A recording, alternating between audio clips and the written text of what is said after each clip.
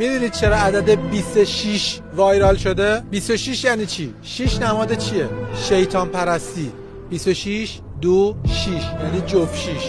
خوشحالی؟ خیال میکنی تخت نردی که جفت 6 بیاری ذوق کنی؟ این یعنی میخوان 2 تا شیطان تو ما رخنه کنه. یادتون میاد قبلا گفتم 666 3 تا 6 داره؟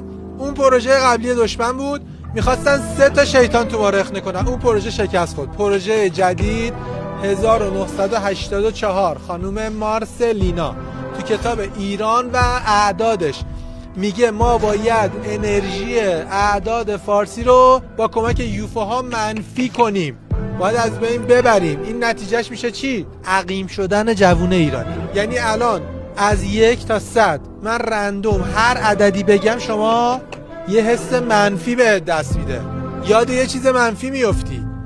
79 پلاک قزوین، پلاک زاهدان 85.